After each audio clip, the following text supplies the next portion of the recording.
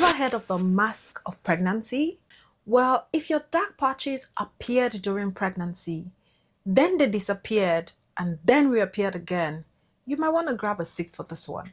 Welcome back to the ABCs of skincare, a daily guide to understanding skincare ingredient trends and terms one alphabet at a time. And today we're discussing melasma.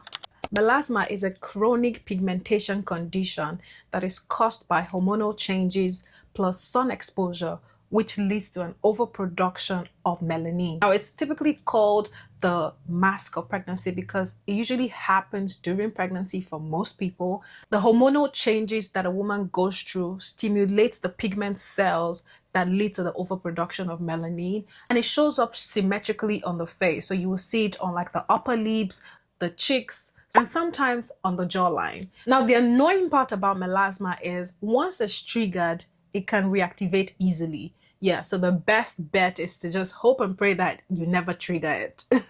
Melasma is hormonal plus heat driven. So the main triggers are pregnancy, sun exposure, even through your windows can also cause melasma. Heat can also cause melasma. So heat from like saunas, steam rooms, hot yogas. Over exfoliation can also cause melasma. And skipping sunscreen, I mean, duh, what were you expecting? Melasma needs a consistent and multi-layered strategy. So first off, you're going to need to consistently wear sunscreen. In fact, it's a non-negotiable, and I would suggest SPF 30 to 50.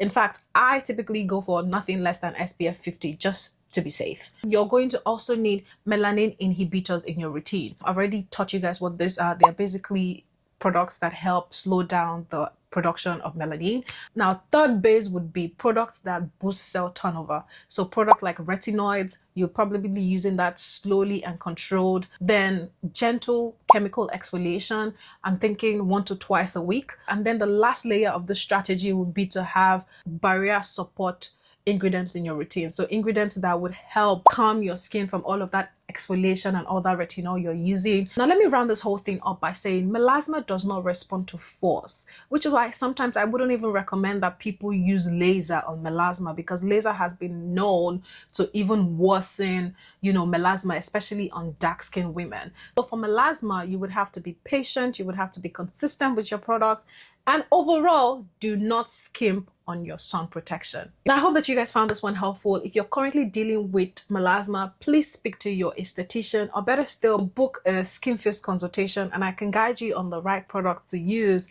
to help control and manage your melasma.